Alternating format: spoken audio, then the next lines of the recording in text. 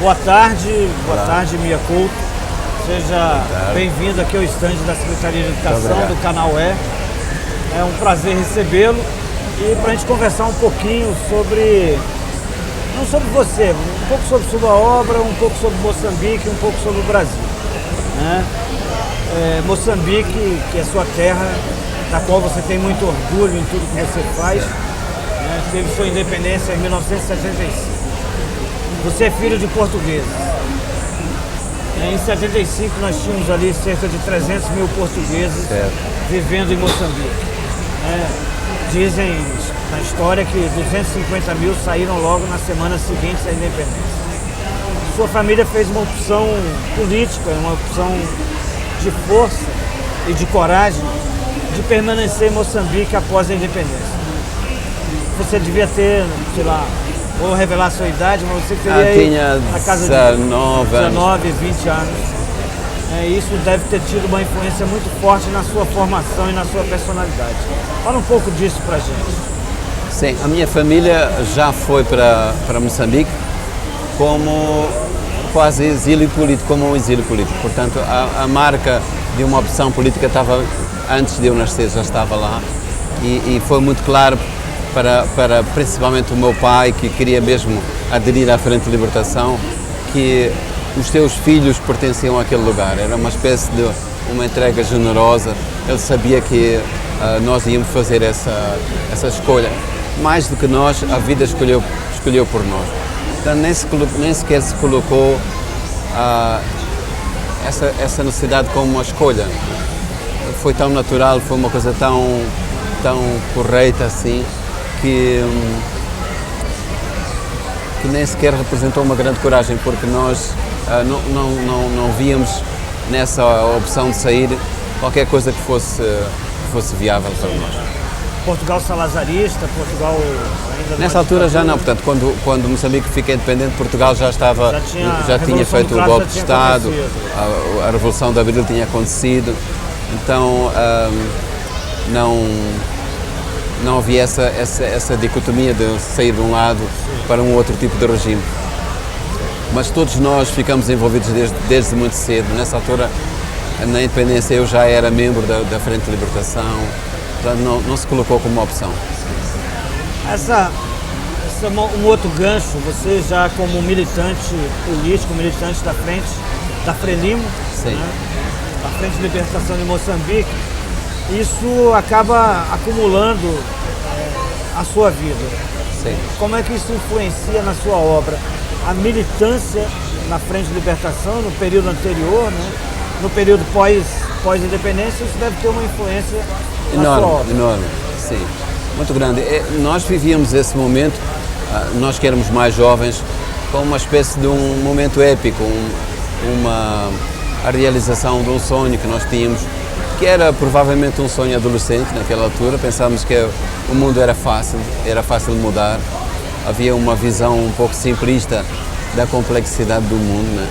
Mas nós embarcamos naquilo com uma boa intenção. Acho que havia uma grande entrega generosa, e essa entrega foi uma entrega para encontrar os outros, né? Porque Moçambique é tão diverso, tem tantos povos, tanta cultura, né? Que acho que o que me fez bem foi essa escola de perceber essa grande diversidade de Moçambique. Sem essa passagem por esse momento político, eu não saberia o que sei hoje.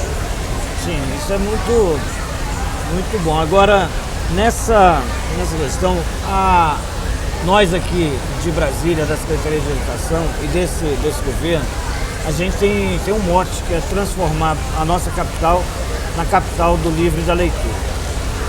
Queria um pouco da sua impressão em Moçambique. Como é que a sua obra tem influenciado no gosto pelo livro, pela leitura, principalmente para a juventude? Eu sei que para nós é muito difícil ter uma nação tão jovem, tão tenra. A nossa independência tem muito mais tempo, a gente está aí independente da mesma colônia há mais tempo. Então as coisas para a gente já estão mais construídas. E Moçambique é um país com 30 e poucos anos de independência. Como é que a sua obra tem podido, tem influenciado no gosto pelo livro, pela leitura, com a juventude, com as crianças em Moçambique? Eu acho que é muito cedo, porque é muito recente que os livros de moçambicanos, de autores moçambicanos, foram incluídos no programa escolar. Que resultado isso está a produzir? Para já, eu acho que não quero falar da minha obra em particular, mas acho que é muito positivo ver hoje os jovens estarem perante esse convívio com uma literatura que é do próprio país.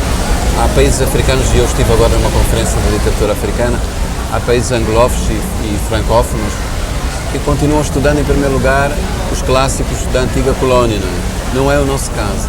E portanto há para já uma relação de reconhecimento do que é próprio nos textos, isso é muito bom. Não só a sua própria obra, mas de outros autores, dos outros autores moçambicanos. Sim, vou lhe fazer uma provocação, né? Em 2003, o presidente Lula vai a primeira vez à África, já como presidente. Já tinha ido outras vezes, mas não como presidente. Inaugurou a primeira embaixada brasileira do governo Lula, foi em África, foi em São Tomé e Príncipe, onde eu trabalhava, e ele esteve em Moçambique nessa época. Nessa mesma época você publicou um artigo que eu gostei bastante, eu divulguei bastante na época, onde você um pouco dizia que o brasileiro tinha uma visão um tanto quanto exótica sobre a África. Passado aí 10, 11 anos, qual é a sua visão hoje sobre essas afirmações? Como é que a gente tem andado? Como é que nós, né? Como é que o brasileiro pode apreender e aprender um pouco mais sobre a África na sua visão? Certo. Eu acho que naquela altura havia uma visão distante, folclórica, né, exótica da África, e eu acho que isso era dominante naquilo que eu poderia ter contacto nas cidades que eu visitava, e atingia até aquilo que era a comunidade afrodescendente brasileira.